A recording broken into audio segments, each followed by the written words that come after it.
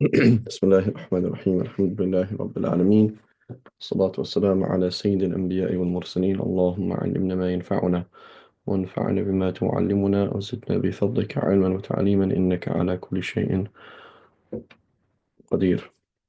So today we're moving on to the topic of bid'ah, and I just want to talk about two things very, very briefly and just give some examples. Um,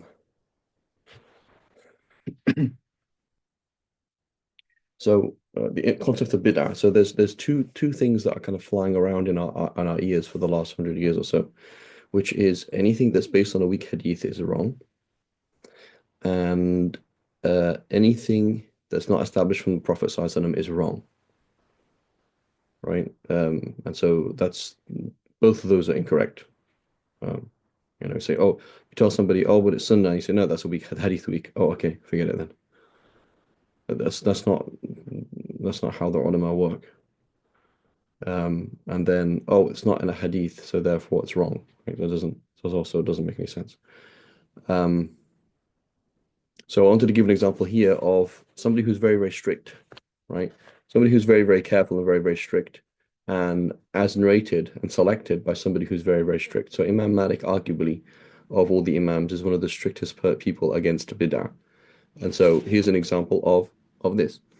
So he says that Imam Malik himself narrates from Nafi', the freed slave of Ibn Abdullah ibn Umar, that Abdullah ibn Umar, he used to say the labbaik, the talbiyah of the Prophet sallallahu alaihi wasallam. And the talbiyah of the Prophet sallallahu alaihi wasallam used to be labbaik Allahumma labbaik, labbaik la sharika lak, labbaik, innal hamda wan ni'mata lak wal mulk la sharika lak, right? At your service, O Allah, at your service that you have no partner, at your service the praising and blessing are yours and the kingdom, and you have no partner. Now, Nafi' said that Abdullah ibn Umar, now Abdullah ibn Umar was extremely diligent about following the Prophet sallallahu alaihi wasallam. He used to add to it. He used to add to the sunnah. He used to do something called a bid'ah. A bid'ah. He invented a new sunnah, and he used to say, لبيك لبيك لبيك وسعديك والخير بيديك والرغباء إليك والعمل. He used to add, at your service, at your service, at your service, and at your call, good is in your hands, and I am at your service. Our desire is for you and our action. So this is not just a dua that somebody made on a daily basis, but this is something that he did in the talbiyah. So this is like, you know, it's like a ritual, right? So he's adding to the ritual, right? He's adding to the ritual. So how can you do that? So he right. We see the same thing in the prayer. Sahaba adding du'as in the prayer. We see Sahaba adding like Sayyidina Bilal adding the two rak'ahs after wudu, right? We see Taraweeh, right? And we see Taraweeh in the form that we see it is a bid'ah. So the argument is we should pray 8 rak'ahs of Taraweeh because the Prophet ﷺ never did more than 8 rak'ahs of Taraweeh. That makes sense. At least of Qiyam al-Layl or whatever he prayed, right? So the Prophet ﷺ, he led the Sahaba a few times in group prayer, okay? And we don't know how many rak'ahs he did. So why are you praying Taraweeh in a group and praying 20 rak'ahs? And why do the former dhahib, each of the former dhahib, all say, yes, you should pray in the group, and yes, you should pray 20 rak'ahs? Why do they say that? It's all a bid'ah. It's all a bid'ah. Okay, so are you saying it's good or bad? I'm saying it's good. Well, how is a bid'ah good? So yeah, the Sahaba invented things. Sayyidina Uthman, he invented the second adhan of Jum'ah. Like, how can you do that? Right? So, I mean, if I had a practical problem with Jum'ah, let's say, for example, seating problem, announcement problem, I can imagine, right? I'm allowed to kind of be creative in solving the problem, but I can't start calling the adhan twice, can I? Like the adhan is an ibadah, right? Is an act of worship. You can't just do whatever you want. So how on earth did he add a second adhan? There's only supposed to be one adhan. So how did he say, oh no, we're going to have two adhans? He did a bid'ah. There's countless bid'ahs from the Sahaba and Tabi'in, right? And so the idea that the Prophet didn't do it, you shouldn't do it, that's not sound, right? And was it Urwa ibn Zubayr? I was trying to find it just now. I couldn't find it. But Urwa ibn Zubayr, he has a long dua that he would say before eating. He made up a dua that he would say before eating, right? So Abdul Ghani al-Nabulsi, not Abdul Ghani al-Nabulsi, Abdul Ghani al-Maqdisi, right? The great hadith scholar, 6th century, 5th century, 6th century, the hadith scholar, I believe. Mixing up the dates here, but he used to every day he used to pray 1,000 rak'ahs in the morning. Okay, where does that come from? 1,000 rak'ahs in the morning? I mean, I thought it's called Qiyam al-Layl. I thought you do like you pray at night. So if you're going to pray for a long time, when you pray at night, why do you pray in the morning? Right? Is that established? Did the Prophet do it? No. Okay, why are you doing it then? Right? So there's countless things like this. Countless things like this. Right? And so people come along and say, oh, it's a bid'ah, I shouldn't do it. Right? Imam Shafi'i says it is sunnah to fast 3 days before you do the rain prayer, before the Salat Istisqa.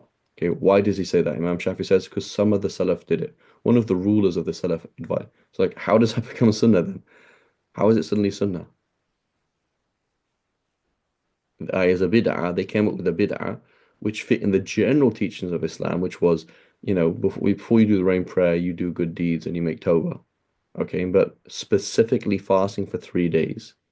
And then Imam Shafi says, and if the ruler tells you to do it, you have to do it. So then it becomes wajib. So suddenly from being bid'ah, it became wajib. How? Right? Because Imam Shafi sees this is part of the general teachings of Islam and it's something good. And if the ruler tells you to do something good, you now have to do it. Right? And so this it's for people who aren't who are it's there's a lot of unfair scholarship happening out there, right? Where you are given blanket statements that sound convincing and they can go on Instagram or YouTube pretty quickly and they can be heard and understood pretty quickly and then they can suddenly change everything. Suddenly you're doing certain things, don't do it anymore, right? That's not based on a Sahih hadith, don't do it, right? Um, does that make sense? Does anybody have any questions on that? Yeah, that makes sense. Okay, I'm gonna try and find Badr, can you try and find something on my YouTube channel for me? You can just share it on the group. It's something about weak hadiths. So there's a video where I'm videoing something from Abu Dawood, and I think on YouTube it has the image on the YouTube thing is like a picture of a yes and a no, like a check and a cross, and like do this dua, don't do this dua, and Sahih Da'if or something like that. It should look like that. It's like maybe a 10-minute video. So in that video, I'll talk about it, inshallah. If you could just try and find it, Badr, and just share it on the group, inshallah. So the other issue that I was mentioning, um, so I don't want to explain it because I explained it in the video, is this whole idea that if the hadith is da'if, we don't follow it, right? It doesn't make any sense. Like that's not how any scholar works. Not how the Hanafis work, not how the Malikis work, not how the Hanbalis work, not how the Shafis like. You just see again and again and again throughout the four schools that we establish sunnahs with weak hadiths. I'm sorry, what did you say the thumbnail looks like? Thumbnail looks like it's like say this to so I think it's in Arabic. I'm not sure. It could be in English, could be in Arabic. There's like a green check mark and a red cross mark, and it's like say this to don't say this to. And then when I start, I'm is a video of me reading a book on a desk and pointing at the hadith, etc. You don't see me, you just see me pointing at the book. Mm-hmm. So what we find then throughout is not only do the fuqaha use weak hadiths for sunnahs, in fact they use weak hadiths for wajib as well, for obligations as well. We see that all the time. in combination with other evidence. So the idea that this is a bid'ah, it's not a sahih hadith, it makes no sense. And I'll tell you why it makes no sense is because when I'm saying the hadith is weak, I'm not saying the hadith is wrong. I'm saying the hadith is less has less evidence, right? So in a court, if you can't prove that somebody didn't kill somebody, it is true that you can't have them punished. But that doesn't, the lack of sound evidence doesn't mean that they're innocent in reality, right? It doesn't actually mean that they're innocent. So there's somebody who was seemed like they killed somebody. The court couldn't prove it, so they're off the hook. Did you trust them? No. Okay. So lack of strong evidence does not mean Jazakum khair, that's right one, Mu'adh, right? Lack of strong evidence does not mean lack of evidence. So a weak hadith is evidence. It's just not strong evidence, that's all. So we use weak hadith all the time in fiqh. And in yeah, establishing a sunnah. This is sunnah based on a weak hadith. Say this dua based on a weak hadith. Do this thing based on a weak hadith all the time. And like, across the madhahib. So somebody comes along and says, no, we don't do that. It's a weak hadith. It's just a new methodology we have never heard of before. Right? The fourth Sunan, Ibn Majah, Abu Dawud, Tirmidhi, they're full of weak hadiths. And Tirmidhi specifically will tell you so many times the hadith is weak, most scholars act upon it. Right? Which scholars? Of the Salaf themselves. Um, so there's the quote. Erroneous methodology regarding du'as. Yeah. Could you put it in the WhatsApp group as well? So there I talk about it, and I talk about just the methodology of Abu Dawood. And we have to understand. So this book is talking about something, not this book, the book that we're looking at. Talking about some issues, but there are other issues that are, you know, again, that whole thing about weak hadith, right? I don't follow weak hadith.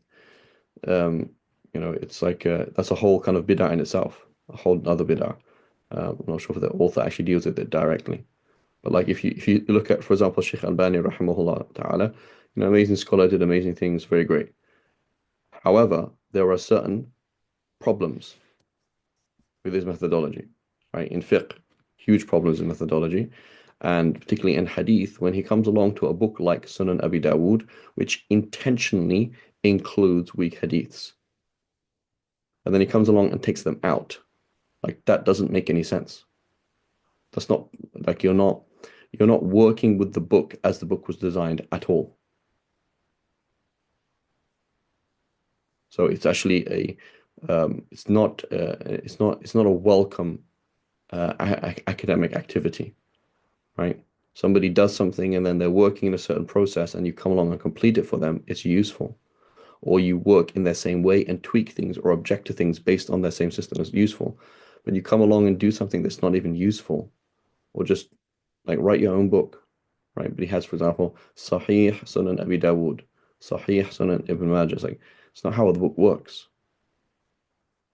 Sahih Tirmidhi, like that doesn't make any sense, right? There's either Sahih al-Kalim al-Tayyib, right? And this is a good example of what we were talking about last week. And we were talking about how you get like, so use a physical example here. Like imagine this is the deen, okay?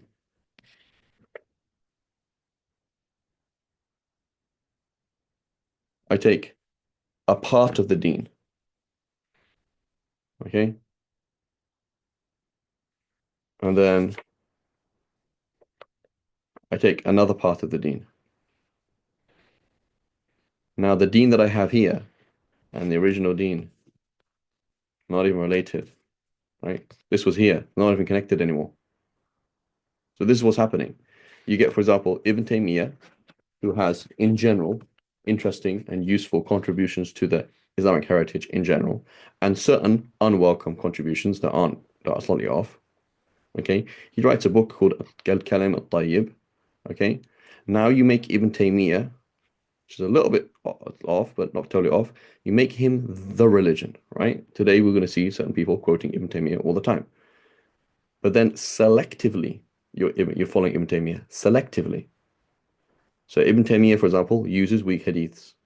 And you come along and say, oh, we don't use weak hadiths,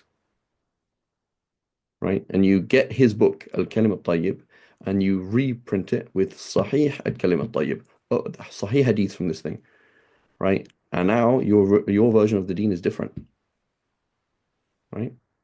Does that make sense to somebody? There's a system, tweaked system of the tweaked system, and you end up with something random. Like, what on earth is this? This is not even the deen. Like you are looking at things in a way that nobody has ever looked at things before, right? And it is genuinely as you know, ism ala musamma, as you say in Arabic, you know, the word for it, the right word for it is notions that need to be corrected. It's like it's totally wrong, right? Totally a bad interaction with Sahih hadiths or whatever it is, or how hadith work in general, or whatever it is. Am I making sense, inshallah? So please listen to that recording. I'll talk more about weak hadiths. Um, uh, Abu Dawood, who is a student of, who is Abu Dawood student of Imam Ahmad, right? He was writing the Sunan and he was showing it to Imam Ahmad again and again and again, right? And so the book is written in the light of the guidance of Imam Ahmad. Right?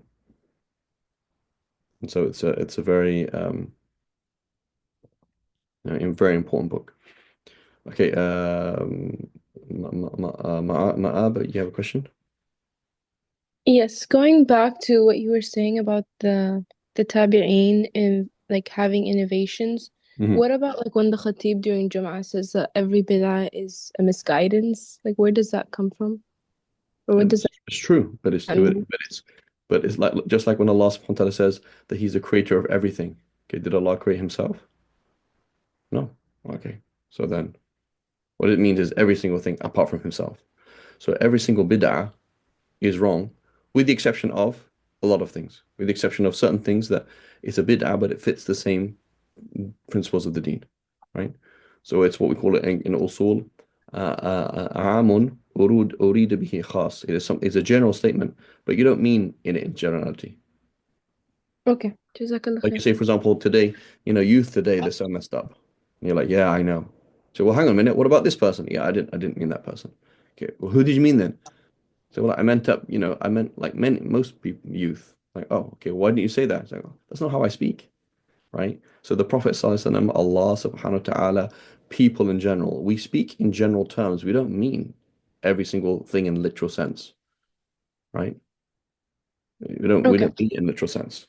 And so, Because often go ahead. that's often cited as like the reason for why all bid'ah is Yeah, haram. but it's again a gross oversimplification. That's what it is. Like, and so it's like that's true, but that's a gross oversimplification. So you should, so that's how the deen, that's how you can have extremism, right? What's wrong with America? Uh, illegal immigrants.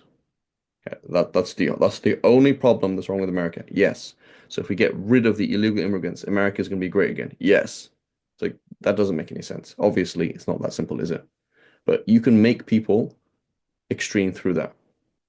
You know, racism. You know what's the problem is these people, right? And you point out certain scenarios, and then you become extreme. So you make oversimplifications, overgeneralizations, over this and over that, and then you just roll with it. That's how extremism works. Whereas the fiqh and deen and ilm is not extreme. It's nuanced. It's very nuanced. So there's general principle, exceptions to the rule. General principles, exceptions to the rule. General principle, exceptions to the rule. Oh man. So that therefore it's hard and it's difficult, right? So studying Salafi fiqh is easy. Is there a Sahih hadith? Yes, no. What did you understand from it? I understood this. Okay, roll. Let's go with it. It's very easy, right? It's very easy to get into. It's very convincing and it's very easy, right? But Mhm. it's not actually accurate.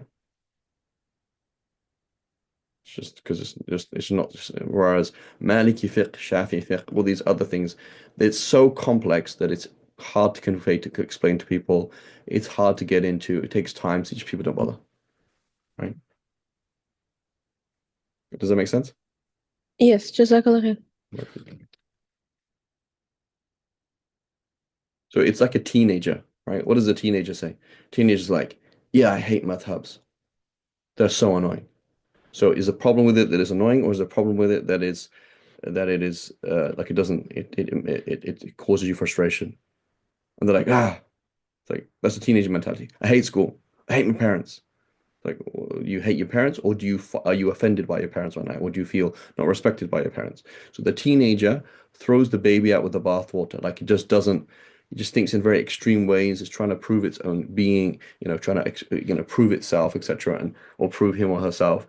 And so it just kind of does things that kind of don't really make any sense, right? Oh, I've become Shi'i, mum. Okay, why'd you become Shi'i? Yeah, because Sunnis, they don't believe in defending right and wrong. It's like, yeah, I mean, it's true, I guess, to some extent. But Sunnis have a different way of looking at politics, but it's not that simple, is it? Whereas a teenager will oversimplify things and go to extremes. That's it. I'm shaving my head off, right? I'm doing this. I'm becoming a Jedi. Jedi. I'm like that's how they work. A teenager works because they see things in very absolute sense, but it's just not like that. Just not. It's not. It's more nuanced than that. Okay.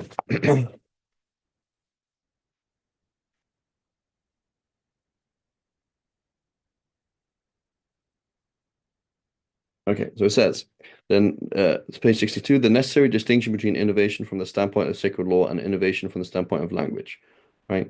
So it says some people censure the distinction between good innovation and blameworthy innovation, because, for example, because of the hadith. Kullu bid'atin dalala. Well, what do you want more than that? It's pretty clear. Every single bid'ah is wrong, right? But there's a bid'ah in a linguistic sense, meaning it's something new, and in a Shariah sense, meaning it's something unwelcome in the Sharia. It's not part of the Sharia, right? And it's very important to understand if we look at in the Salaf, right? We look at the Salaf, we look at hadith books that critique hadith narrators. They'll say, Fulan sahib bid'ah. So and so is a person of bid'ah. What do they mean by that? They mean he has aqidah issues. He has aqidah issues. Oh, man, I didn't realize that.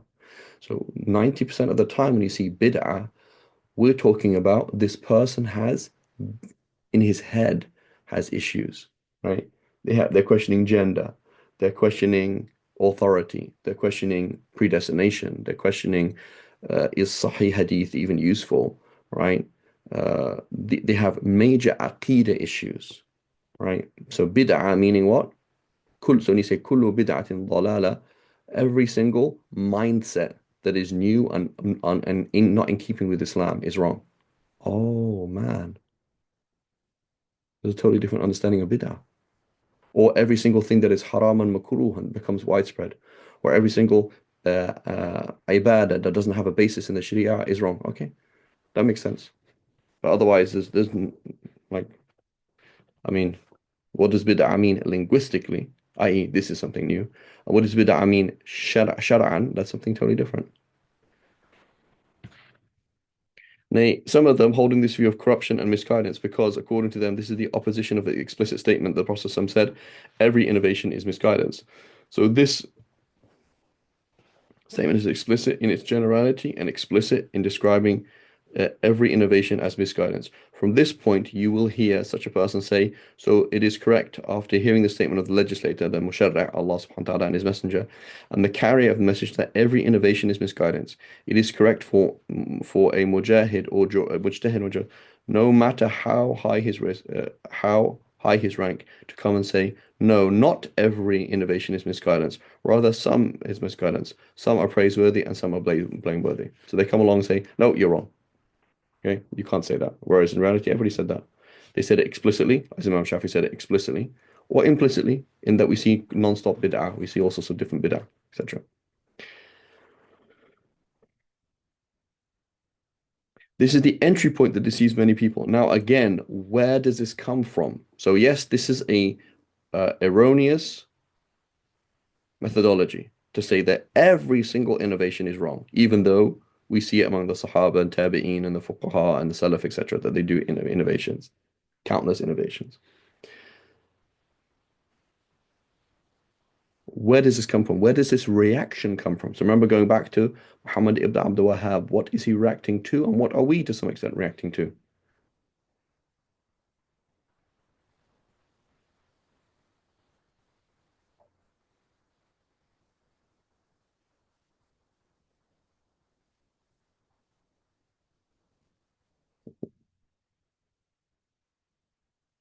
Um, I'm assuming he's reacting to a society that's full of innovations that ex are outside of the Sharia.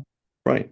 So, for example, you're going to go to Palestine 100 years ago, for example, and you want to witness throngs of people gathering, and they have these flags.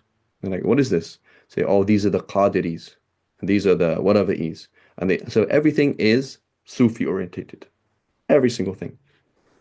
And these people, these Sufiyat al-Awam, right? This is what 99% of people are doing. They are part of Sufi groups, and they do awrad from the Sufi group, and they do adhkar from the Sufi group, and they have this flag, and they have this particular hat, for example, that they wear.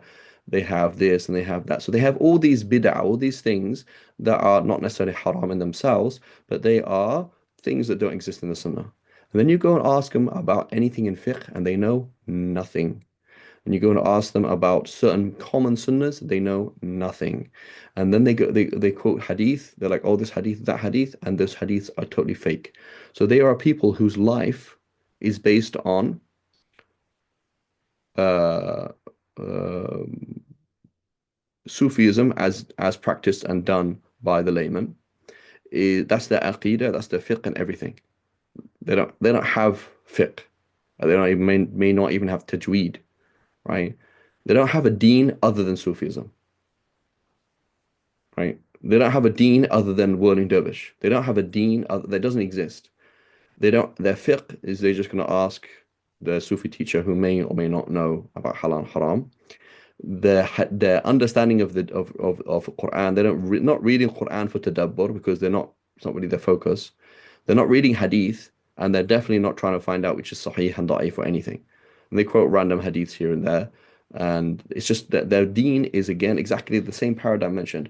It's a copy of a copy of a copy, and their copy just off, right? And they are generally doing wrong things, right? So again, we see this today, for example, Indo-Pak, etc. But like, so he's reacting to something. So why would you go overkill about bid'ah? Because if someone's life is all bid'ah, right? But where's the sunnah, right? So then I'm going to throw the baby out with the bathwater and say every single thing that's not based on Sahih Hadith, every single thing that's coming from some Sufi group or some sheikh that made this dua, or I'm going to forget it all because it's gone way too far. You don't have anything else. Whereas opposed to the balance thing is, hang on a minute, you're doing something. Is this halal or not? Is what you're doing halal or is it sunnah? And or is it taking the place of a sunnah, right? For example. Or is it something wrong with what you're doing? Is it this? Is it that? And don't throw the baby out with the bathwater, but rather throw the bathwater out and keep the baby, right? Because the baby is part of the part of the sunnah. Yeah, it might not explicitly be this dua from Imam al-Haddad or this dua from Sheikh so and so. I was like, fine. But, like I remember I was in England. It was something like the 9th or the 11th of the month, something like that. There was this group in England, and so then I think it's the 11th of the month. They would always give out food in the masjid. I was like, oh, why does that happen? So, oh, Sheikh and so he started this thing that his students every 11th of the month they would get their salary from the government, and they would give all their money away to the poor. So they would feed the poor on that day. And so that's what we do. So like, what's wrong with that? Well, Jamaat Tabligh. Jamaat Tabligh did not exist at the time of the Prophet ﷺ. They did not have this system of 40 days and 2 days and this and 4 months and all these kind of things. But it's a bid'ah hasana. It fulfills a communal obligation and they do it in a particular way. So, but if your life is entirely bid'ah hasana or bid'ah hasana with bid'ah sayyah, a combination of good innovations and bad innovations, but you don't have any idea about the basics of the deen. You don't read Quran, you don't do this, you don't do that, then what's going on? Right? And you quote hadiths and they will do this, right? It is a common observation you will find in the last 200 years before the Salafi movement that scholars and non-scholars alike will quote fabricated hadiths unknowingly because their concern for hadith was not that strong. It wasn't a focus. It wasn't a thing that they would do. So yeah, they're familiar with Bukhari, Muslim, etc., but it's not their focus. That's a problem. So hence reaction, everything had Quran and Sunnah. If it's not Quran and Sunnah, get out of my life, right? But that's throwing the baby out with the bathwater, right? And then what you do then is in this process of throwing the baby out with the bathwater, you tell people certain paradigms, trying to help them sift what is the baby and what is the bathwater, and they honestly can't do it, right? And so they look at the baby and they say, what percent of water is a baby? So Muhammad Shaman, you can tell us you have a baby, a newborn baby. What percent of a baby is water?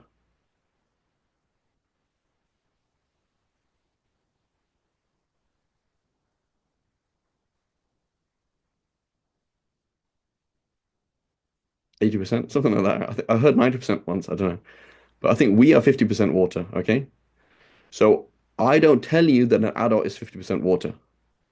Okay, and I say anything that is 50% that has a lot of water in it is wrong. Okay, so you look at the bath water, you throw it out. You look at the baby, and the baby is 80%, 90% water, 70% water. Oh, throw it out too. And you're like, what did I do? You're like, MashaAllah, you purified the deen of Muhammad sallallahu alaihi wasallam. You just killed your baby. Just throw him out the window. You're insane, right? You've cut out things that are part of the deen. You cut them out. Hadith week, cut it out. Right? It's a bid'ah, cut it out. It's like, well, I mean, yeah, it's a bid'ah, but Salaf had no problem with this thing or this kind of thing, right? It's not a problem, right? Like Mawlid, okay? So problems with the Mawlid, for example, if you look at people criticizing the Mawlid, is haram things happening in the Mawlid or celebrating on the Prophet's birthday, right? I actually saw this, like a Muslim community, they said, we're celebrating happy birthday to the Prophet, right? It looks a bit silly.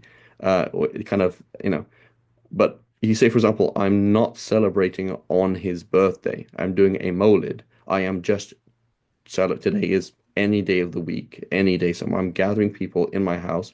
We're singing songs. Is that okay? We're going to talk about the Prophet ﷺ. Is that okay? You say, no, the Salaf didn't do what you did. It's like, yeah, no, but they did allow singing, right?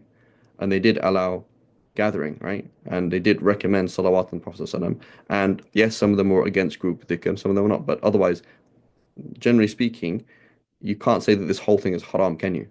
So, yep, it's all haram. Mawlid, it's definitely haram, right? And it's just because that doesn't actually make sense. So I can understand someone having an objection, for example, saying on this day specifically, why on this day specifically? What do you kind of? It's almost like a bit like a Christian kind of thing, or you're doing it with mixing, you're doing it with music. It's not balanced. Okay, but these are accidental criticisms. I'm not talking about the essence of it, but just somebody gathering, right? Because of what it's called. But again, what if your life is only mawlids? You don't go to the masjid, you don't have a beard, you don't anything. All you know is I love the Prophet ﷺ and I go to mawlids, right? So then the reaction to that is, hang on a minute, you have nothing in your deen apart from mawlids and mawlid talks. That's your only deen, which is not good. It's not balanced, is it? It doesn't make any sense. Can everyone understand where this is all coming from? Yes. Right? So it happened on an ummah level with the Wahhabi movement, right? And it happens on individual levels with us as well. Like, oh man, it's true, right? Like you find things about the deen that you just weren't aware of, and you realize, oh my God, it's off, right? So I'll give you an example. Okay, Muhammad, he is Muslim and he's practicing Muslim, but he basically grew up in the West, right? I would say he's more Western than he is Eastern. Right? Maybe I don't understand, I don't know, but he's a Westerner. He studied in a Western world. He works in a Western world. He's Western. The way he sees work, the way he sees the world is a Westerner. Okay, and so the way, by nature, the way he sees females is a Western way of seeing females. The way he sees family dynamics is a Western way. So he reads a hadith, and reads another hadith, and reads another hadith. He's like, oh yeah, you should tell your wife this, and your wife should have to do this. Then he realizes, oh my God, my Western understanding of women and of gender interactions and of husband-wife relation seems off. So then he becomes an extremist and he says, "That's it. I'm going to go and get three more wives and I'm going to do this, this, this." And my wife says something. And I'm like, "Be quiet. Do this." right? Can you see it as a reaction? He saw some things in his life, right? It was become Muhammad, but anybody, you see something in your life and you realize my understanding of the deen is slightly off. So then you go to an extreme. And what happened? Like, that's not true. There are many things about the Western understanding of marriage, which is very Islamic.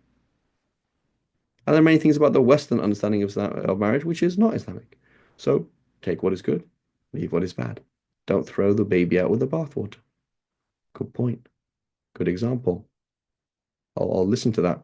Right? There are many Westerners who have more Islamic marriages than Easterners, because there are lots of bid'ah in reality. There are lots of bid'ah in the Eastern mentality of women and Eastern mentality of marriage. Like there are problems, but we don't talk about that. We don't talk about that being bid'ah, right? But it is things that don't not confirm with the Sunnah of the Prophet ﷺ, right? Am I making sense? Yes.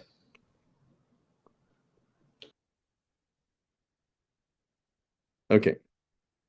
So this is the entry point that deceives many people. They end up shouting among the shouters and censoring among the censorers, swelling the ranks of those who do not understand the goals of the Sharia or tasted the spirit of the Deen, right? Or they will say something that has truth in it, right? So again, going back to the Mawlid, like I don't like it. I don't like it at Taraweeh and the Mawlid. Like I don't like it when you see traditional scholars, scholars who represent traditional Islam, um, being absolute about things that are not absolute. Right? So, for example, Jalaluddin Suyuti, he has a whole essay defending the Mawlid, right? Mawlid meaning celebrating on the day that is, according to some scholars, is the day that the Prophet was born, right? He has an essay defending it. Now, we have to understand that he has an essay defending it because a certain Maliki of his time wrote against it. So, therefore, there were traditional scholars of Islam, and there are traditional scholars of Islam who are against the Mawlid. It's like, oh, that's important. So now somebody comes along and they say, they come along and do inkar of it. They say that it's wrong because it's a bid'ah. I say, yeah, but there is some truth in what you're saying, right? So it's not always crazy, right? It's not always crazy what's being said, right? But again, if you look at here, for example, where is it? They don't know the goals of the Sharia, right? The Mawlid is there. It answered certain goals of the Sharia. It does certain things. It is pretty important. Okay, so let's talk about specifically the Gulf, right? A lot of these ideas come from the Gulf, specifically Saudi Arabia. Okay, forget things now. Let's go back 20 years. Okay, what major bid'ah do we find in the Gulf that people, generally speaking, nobody says anything about? Like you don't go to masjid and really hear these kind of things, that this is a bid'ah.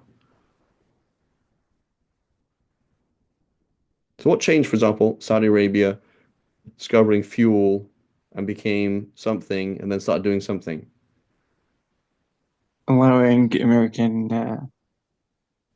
Say it bases, military base, allowing American military bases. Yeah, that's okay. That's a huge thing. Okay, but besides that, what happened to society in general? Like if you can compare a Yemeni and a Saudi. Ostentatiousness. Exactly, right? So, if you are from the Khalij in general, you have a pride issue. So there's ridiculous amount of wealth, large cars, waste, right? That's what you see, waste, right? And so is that not like a huge bid'ah? That's a huge bid'ah, right? But again, because it's not really to do with worship itself, it's not to do with the rituals, nobody says anything, right? Which is, again, totally off. It makes no sense, right? So it's a huge bid'ah and a huge problem, but it's not going to do anything, right? So they become wealthy and it's a huge problem. Okay. Oh, only in a short time he will remain before such a person is forced to come up with a way a way out to solve the problems that confront him and show him the reality that he's living in. He is forced to come up with another method. If not for that, he would be unable to drink, to eat, drink, live, and even dress, breathe, get married, or interact with his self, uh, family, brothers, sisters. This method for him is to say in clear words, innovation is divided into religious innovation, worldly innovation, and religious innovation. Right? So, how exalted is Allah from perfection? This careless person has allowed himself to invent this new categorization, or at the bare minimum, invent this term. Right? So he says all bid'ah, and you say, well, all bid'ah, what about a fridge? Is that bid'ah, bid'ah? Right? We say, oh, that's religious or not religious? Okay. So therefore, a sister, was it Ma'a was asking, like, okay, doesn't it say all bid'ah? So yeah, it does mean all bid'ah, but even you, I mean, the person who's making this claim, you concede that it's not in an absolute sense, right? So therefore, it's qualified. So in the deen. Oh, okay. In the deen. Every bid'ah in the deen. Okay, what about this bid'ah in the deen? What about that bid'ah in the deen? Right? So even if we were to, so I mean, some of the main bid'ahs in the deen, for example, writing down the mushaf, right? Writing sacred knowledge, period. So you see many of the, Al-Khatib Baghdadi has a book called Taqyid al-Ilm, right? Which he shows the hadiths and the fatwas of the Sahaba Tabi'in against writing down knowledge and for and explaining how they will go together. So clearly there are teachings of the Prophet ﷺ and of the Salaf that said, do not write down hadiths. Don't write down anything, i.e., ilm should be an active thing that exists between people. You memorize the Quran, you memorize key hadith, you understand fiqh, and it just works organically without a textbook and without a reference book. Right? And we see that with many people. Many of the Salaf are like that. And so yeah, that's a bid'ah. Writing down books is a bid'ah. Critiquing hadith narrators is a huge bid'ah. It's all ghibah. So-and-so made a mistake. Oh, why are you telling people that? It's a bid'ah. So that's a bid'ah too. Okay, tajweed rules, bid'ah too. Prophet ﷺ did not teach tajweed rules.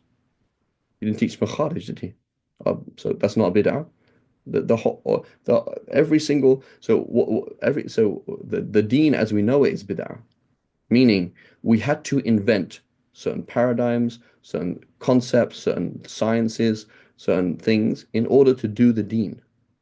You can't do the deen without tajweed, without hadith studies, without uh, uh, um, uh, the Quran. Why did they break it up into ajza? The Prophet ﷺ did not recite it in ajza. That's a bid'ah too, right? Why specifically this thing? It's a bid'ah as well.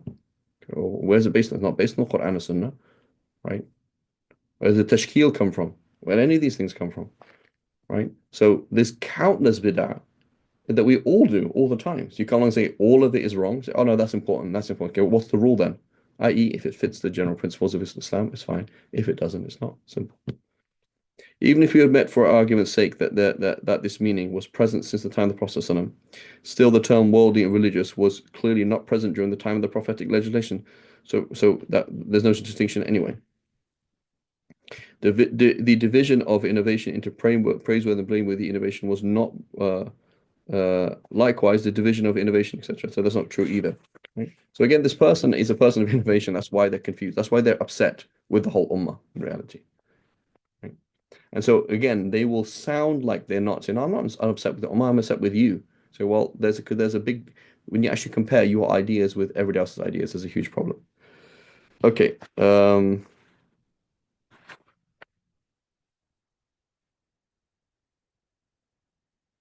So then basically, again, so now why is it going into this? Where's the connection between bid'ah and Sufism?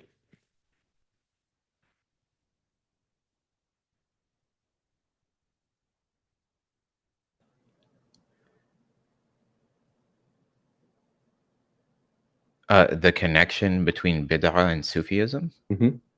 So he just spoke about good bid'ah and bad bid'ah. Why is he going on Uh, to now show that the Imams of Tasawwuf all told us to abide by the Sharia? What's the connection? because Sufis are accused of making bid'ah, like bad Bid'ah. bid'ah. Good, right? So and that is true.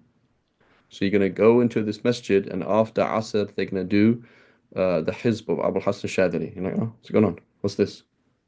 Are they all making dua together and like for like 5 minutes? Like, what's this? Like, oh, this is from Abu Hassan Shadili. He's like, okay, was he one of the Sahaba? No. Was he like, okay, I don't want to do this, right? Like, I want to go and do Quran instead, right? I don't want to do bid'ah, right? So, why do you say this? Or why do you do this? Say, oh, because of this person. Okay, it's odd, right? So Sufism is wronged and justly accused. How few are those who are fair with it, right? And so again, this is a whole issue. Sufism is a word that sounds weird. It doesn't sound Arabic any. Tasawwuf, right? So like tasawwuf, oh, that's not part of Islam. That's random. It's like, tell me a Muslim scholar that wasn't a Sufi or wasn't related to something like that. It's like generally speaking, like all the Imams, they are either part of a tariqah or part of something, or like they write on this kind of stuff and it's just like just ambient. Like that's just normal. Right? So, okay, what about the four Imams? The four Imams, they just like they created the madhahib, they created this stuff, right? We're going to quote Imam Malik, we're going to quote Imam Ahmad, we're going to quote Imam Shafi'i in books of tasawwuf, right? So it's like it doesn't, right? And so Ibn Taymiyyah, Qadiri, Ibn Qayyim al-Jawziyah. So Ibn Qayyim al-Jawziyah, Ibn Taymiyyah, some of the most frequently quoted scholars in by these group of people, these people are Sufis. Their issue is Sufism that's gone wrong. So, oh, so your criticism of Tasawwuf is it essential or accidental? Like, huh? Like, are you talking about the essence of Tasawwuf? Or are you talking about weird things that some people do that are called Sufis? So, oh, I'm talking about weird things that some people do that are called Sufis. Okay, yeah, I get you. Right? If somebody comes up to me and says, "Hi, I'm a Sufi," we're like, "Oh, interesting." Like, would I pray behind him? I think twice. I don't even actually know if he's Muslim or not. Right? Like, there's this guy called I can't remember his name now. So he's like Shadili Sufi. His teacher is some Sikh, I think, or Hindu, something from in India. So he teaches in English. So I look at Shadili. It's like, oh. So I think like Mufti Ali Gumar, Shadili. This guy, Shadili. Oh, same name. Yeah, but totally different, right? Mufti Ali Gumar is Muslim, right? And he's a, former Sheikh Al-Azhar, and like, you know, he's a Sunni Muslim. Oh, but he's Shadili. So, oh, he's also Shadili. Yeah, but there's a totally different one. Is not even Muslim, right? So, like, what's that? Like, there's something else. I don't know what that is. Well, this person is like, there's no Sharia in their life, right? And there was a guy called Rumi, for example. I heard of this guy called Rumi, just like high all the time, right? Okay, cool.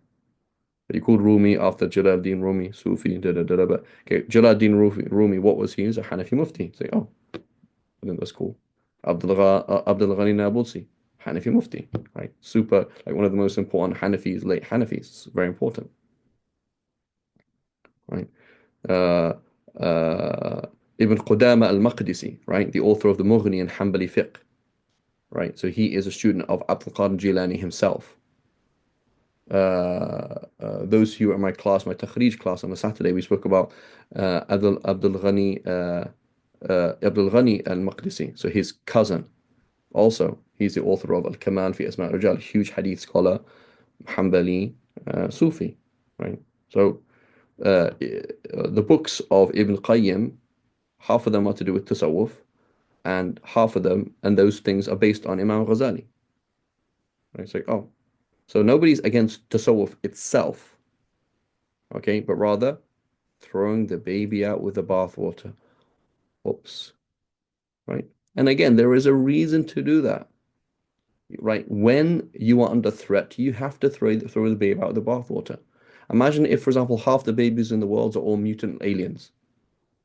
Do you not think that in the process of saving the world from mutant aliens, we will throw some babies out with the bathwater? Yeah. What if the case was your baby, every other baby could be a monster in reality, not actually your baby? So do you not think in the process you would end up editing out and killing innocent lives? Yeah, you would. So there is a reason to do this. I'm not saying it's not a reason, I'm just saying the reaction is wrong. Just like a teenager has a reason for being frustrated. I acknowledge your frustration. I don't acknowledge your response, right? There's a reason why, for example, the Khawarij killed Sayyidina Ali. Well, I recognize your frustration. I don't recognize your response. There's a reason why people, for example, say to hell with deen. I hate it. I hate mosques. I hate religious people. Yeah, if you were sexually abused by your Quran teacher, it makes sense. Like, yeah, forget all of this. Take my hijab off. Goodbye. I understand your frustration, but I don't recognize your response is not logical, right? So it's a very important process to do with these people because a lot of these people they're traumatized in a certain way, or they have inherited a trauma, right? That Salafism is a response to a trauma, right? A societal or religious trauma. So like, yeah, there's a problem here. Forget this, but then your reaction is wrong, right? Your reaction is wrong. So I understand where you're coming from, and that's important for people to understand. Okay, where you don't understand where I'm coming from. Okay, it's important for people to understand where you're coming from, but you're overreacting. So anyway, so if you look at these people, for example, here, um, what is strange and amazing is that we see some of those who condemn to Sufism wage war against these people and behave with animosity towards them, say what they say and do what they do, all the while having no shame in quoting in their speeches the talks in the pulpits of Friday and teaching shares the words of Imam of the Sufis. So one of them says, for example, with all audacity, Fudail ibn Iyad said, Junaid said, Hassan al-Basri said, Sahel al-Tustari said, al-Muhasibi said, Bishr al-Hafi said. These are all Imams of Tasawwuf, right? Sufism, their poles, pillars, foundations, and structures. The books of Sufism are crammed, packed with their statements, spiritual states, and traits. So I do not know, is it mere ignorance or is it feigning ignorance, right? So there is real ignorance and there's also feigning ignorance. So one of my teachers who's very balanced and very gentle, he kind of involved in these discussions for a long time. He's like, you know what? I've actually stopped being nice because I realize people are actually lying, right? He's actually lying. So you will see, for example, many, many books that will come out of, for example, Saudi Arabia specifically. And it's like, you did actually cut out a part of the book, right? Or you actually changed it. Like you did actually do that. So you printed a book, ascribed to so and so, and you changed his words. That is true. It's like, yeah, like when we see it, or like there's a word that's there and it's just cut out, a phrase that's kind of just cut out. It's like you can't do that, right? If I say something that is kufr or bid'ah, you can't change it. You can critique it. You can put a footnote and say, I disagree with this. That's fine. But if that's even part of the book, but you can't actually edit the book, can you? You can't like edit it out unless you say an edited version, right? An abridged version, in which case I need to know how you abridged it. But if you actually cut out things that you don't agree with, then you change the book and then you ascribe it to me. That's actually a lie, right? And this happens, right? This is something that's actually happening, right? That we have to understand that there are actual lies happening, right? Um, so again, these people. So Fudayl ibn Iyad, for example, a great Sufi, right? He's a hadith scholar, right? We see him all the time in hadith things, right? So the Nun al-Misri, right? He's famous for nothing other than tasawwuf, right? A student of Imam Malik, he said once, speech revolves around four things: loving that which is great, hating that which is paltry, following the revelation, and fearing a change of heart. From the signs of love for Allah is following the Sunnah process in manners, actions, commands, and the Sunnah, etc. Right? And countless quotes like this. Um, Right here, Suleiman ad-Darani, he said, perhaps a part of knowledge of the folk, al-Qawm, the Sufis, enters my heart for some days, but I do not accept it, save with the two upright witnesses, the book and the Sunnah. I hear something from the Sufis, it doesn't conform to the Quran and Sunnah, I'm not interested. Right? And it goes on and on and on and on and on. And then we're going to go on to the Ash'aris, inshallah ta'ala, talk about this next week. وصلى الله على سيدنا محمد وعلى آله وصحبه وسلم سبحان الله وبحمدك أشهد أن لا إله إلا أنت نستغفرك ونتوب إليك. Um,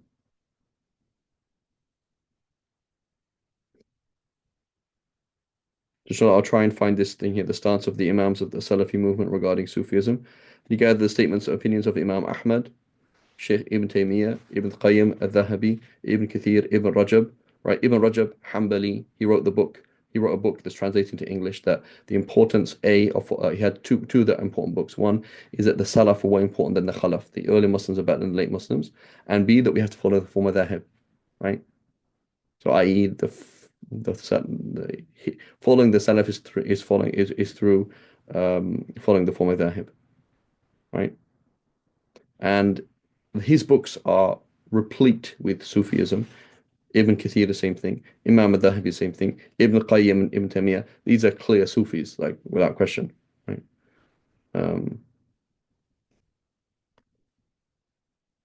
so there's no that we can only understand what the book is about, even if it's not in English, right? So again, what they've done is taken certain criticisms of certain Sufis and said tasawwuf itself essentially is off, right?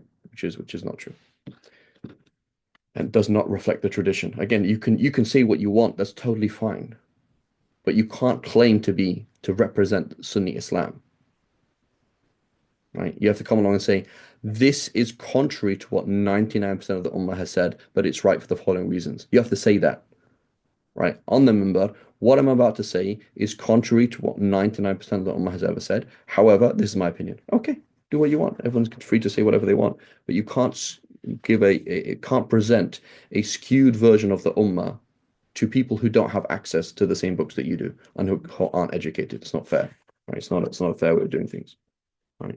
It's like saying this is haram and it's only haram according to the Shafis. That's not okay unless I'm answering Shafis, right? Okay, shall we stop there? وصلى الله على سيدنا محمد وعلى آله وصحبه وسلم سبحان الله وبحمدك أشهد أن لا إله إلا أنت نستغفرك ونتوب إليك. So please make sure you're reading the sections that I don't read and put any questions on the group, inshallah.